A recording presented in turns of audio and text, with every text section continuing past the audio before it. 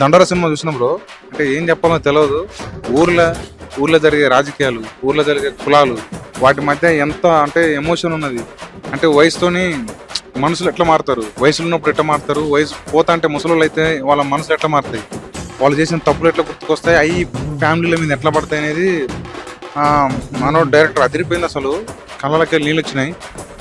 So ఏం లేదు, super ఉన్న సినిమా, మస్తున్నది, మజా వస్తుంది. సినిమాను చూడండి, మీకు గుర్తుకొస్తాయి, మీ ఊరు మీకు గుర్తుకొస్తుంది. అంత ఎమోషన్ ఉన్నదన్నమాట. కొడితే చంపమికల్ పళ్ళను ఉంటుంది చూడు, అట్లా చూపించింది డైరెక్టర్. సో మనం డైరెక్టర్కి హ్యాట్సాప్. ముందు మామూలు పాయింట్ కాదు, అంటే డేరింగ్ ఉండాలి. సో మస్తున్నది. దండోరా సినిమా అయితే అసలు అదిరిపోయింది. ప్లీజ్ అంటే సినిమా చూడండి, మీకు నచ్చుతుంది. అంటే ఇలాంటి కొత్త కోణం ఒకటి బయటకు వస్తుంది. మీరు ఈ సినిమాని ఎంకరేజ్ చేస్తే ఇంకా ఇట్లాంటి కొత్త కోణాలు బయటకు వస్తాయి. అంటే రస్టిక్ అంటారు కదా, మన ఏమంటారు తమిళపది అని అంటారు కదా, ఇది కూడా అట్లనే ఉన్నది. మీకు నచ్చుతుంది, మీరు ఎంజాయ్ చేస్తారు సినిమా. దయచేసి సినిమా చూడండి, దీన్ని ఎంకరేజ్ చేయండి. Thank you so much bro, thank you so much.